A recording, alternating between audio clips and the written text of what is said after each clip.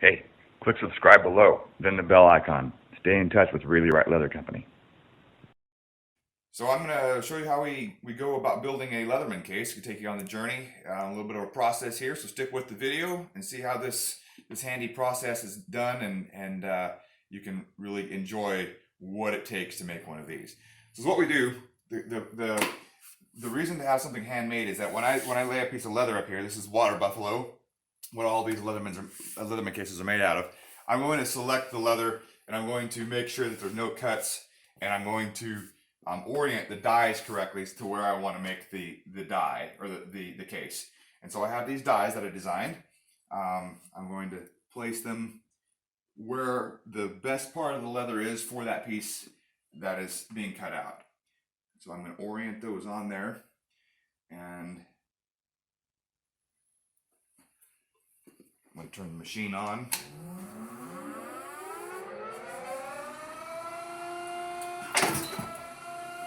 So this is like a large cookie cutter, so you people who are in the kitchen, you can be envious of me that I could cut some cookies here really quick. But essentially that's what I'm doing, is cutting it out of leather with those cookie cutters. Leather cookies. Leather cookie cutters. So that's what they look like when they come out of the die. They're pre-cut and really precision on the cutting angle. So now I have to, in order to work this leather, I have to get them wet.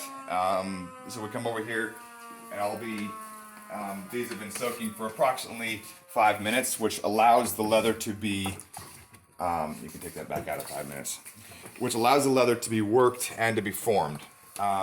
It's called casing. So whenever you work leather, it has to be pliable, and you have to be able to adjust it and form it. And that's why we do it with water, is that it allows us to do that. And it also allows us to more easily buff the edges and to work it with the tools. Okay, so then I come over here and I have to take all the sharp edges off. First of all, I have to taper the belt loop down. And this adds it so it sits closer to your side. So your Leatherman sits closer in on your body with taking some of these out. So that's one step there. Then I'm going to take an edger, and all these hard, sharp edges I'm going to take off of the belt loop. So I'm going to run that through.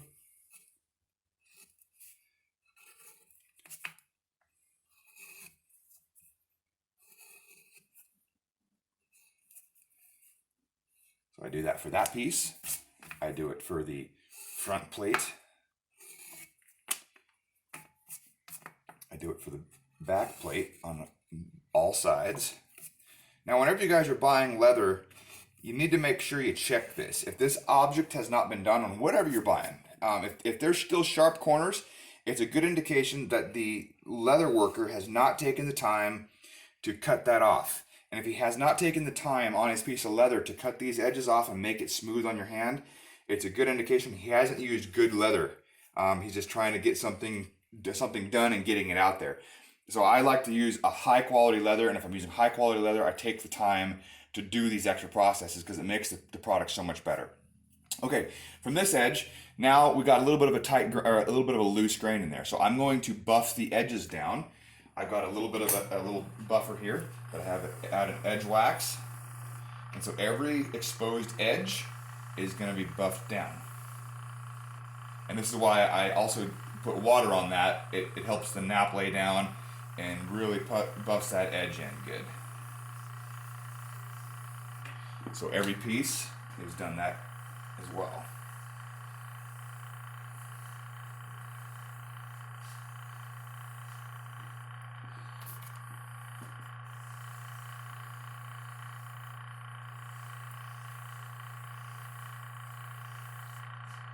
Okay, my next step is to put a dash in this top here so I can attach the belt loop.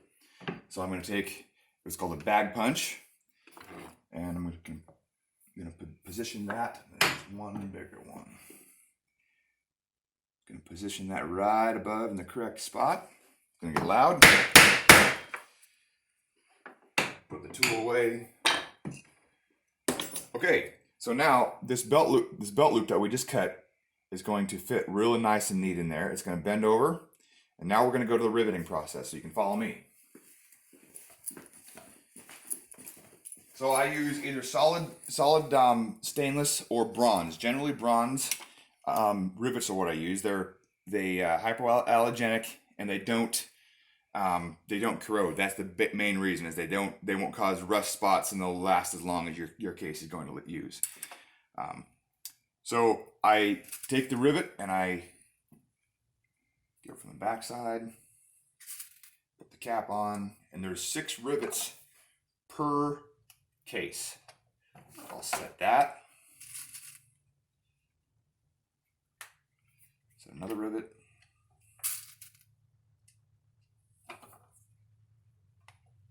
That is the pressure. Then I make sure that they are set with a hammer. So I'll lightly tap those down. Okay, now I'm going to fold that over.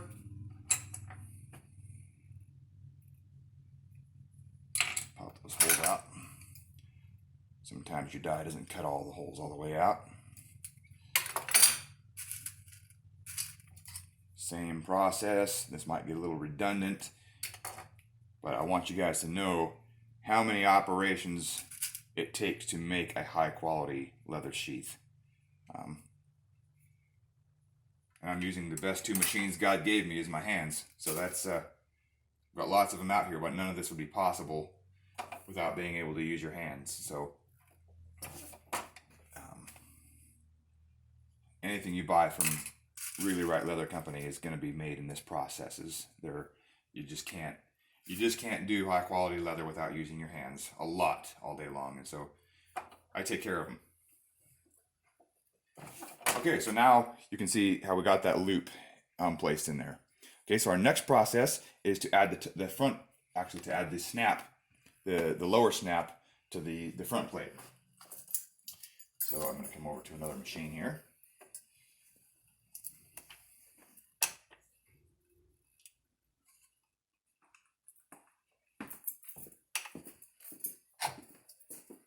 And we got the front snap on.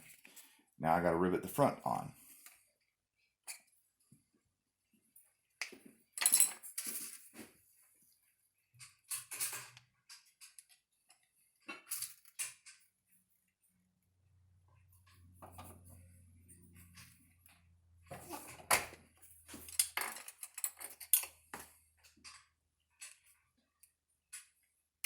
So I had one guy, when I first started building these things, it was a mechanic who wanted one of these back when I was 19 or 20, and building the first prototype.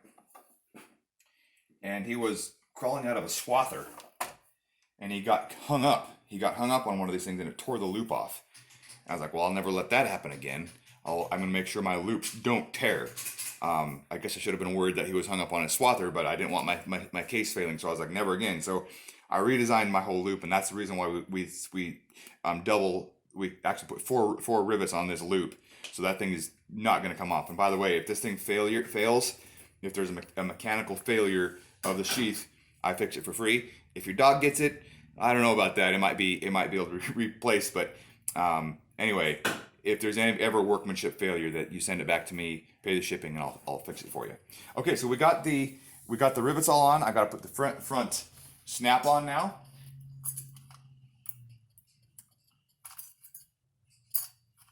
And we use another tool.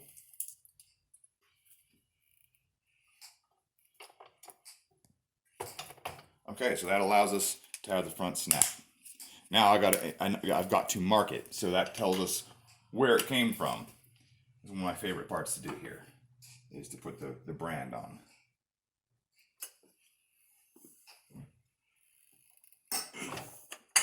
And we got the impression there.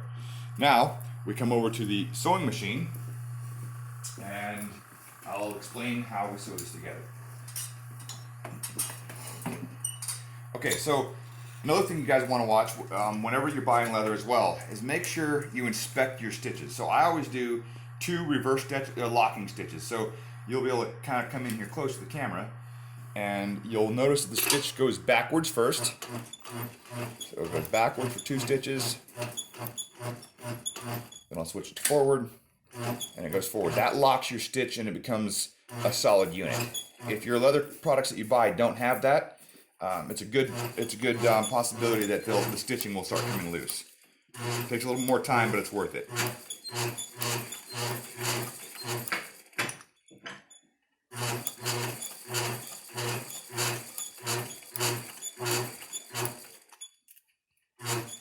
One stitch at a time here. Making sure they're bit into the leather really well. And that's another thing as well, when you're looking at stitching, you want a nice arc on the top of your stitch, right? If your leather, when you buy it, it has a square stitch on the top like that, it'll have tight corners. It's a good indication that it hasn't been cased before it's been sewn, and the tension's not quite correct. And so you notice, if you can come close in here, that they're nice and radiused, and that's what you want on your stitch, so it bites into the leather really well. If your tensions aren't correct, it could be sewed together, but if the tensions aren't correct on your machine, your stitching will wear out.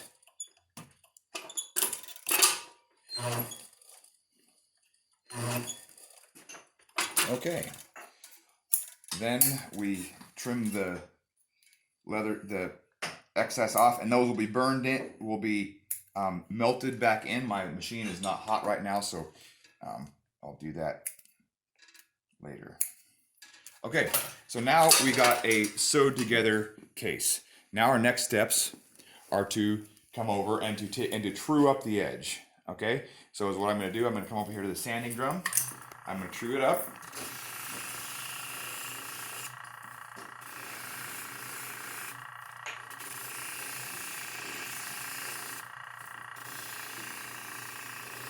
Okay, now I've got nice clean edges.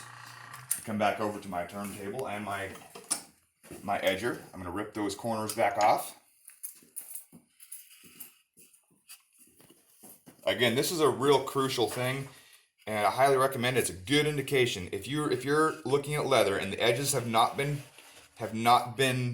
treated like this, you can see the difference in a sharp corner and a nice rounded corner. If those leather products don't have that, don't buy them. There's going to be a lot of other steps that they're going to be missing if they haven't done that.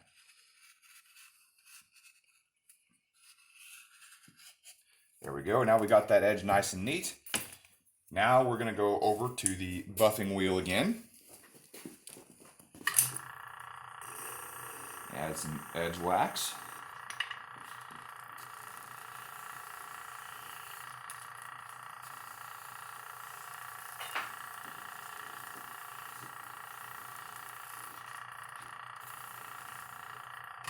Okay, then I have a piece of oak that I've cut to the correct size of the Leatherman, and now what we're going to do is we're going to force that piece of oak down inside of this.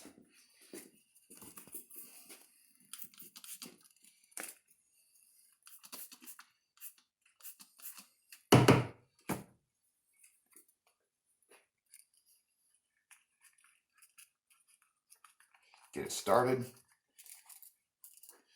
Then we take a saddler's hammer, both directions.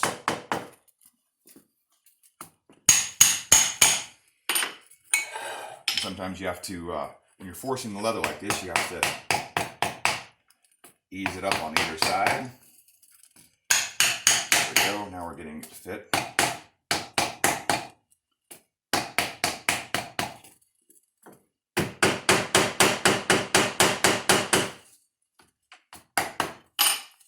There's a cool story. There was an old leather guy that was in Costa Rica on one of my trips around the world, and he was this old he was probably 60 or 70, and I was braiding up some leather bracelets, and I made one for him, and he had this in his shop, and he had used it for many years. It's made out of Costa Rican coca-cola. Every single one I use of this, I do with this tool, and so that's kind of something cool. It's a sort of a heritage kind of a piece, but this is a coca-cola. So this is called a slicker, and is what we do here. This is going to see, you can see got some creases here that don't look as aesthetic, and so I'm going to take that and I'm going to move those down, press them down, shine it up a little bit, It also makes the case slide a little easier when you put your Leatherman in there. It protects the stitching, presses the stitching down inside the leather too, and gives you an altogether a better appearance on the case.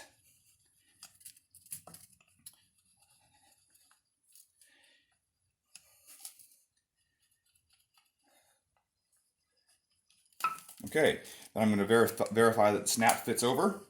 I'm going to make sure everything's nice and neat and straight. Then I'm going to come back over to the buffer one more time.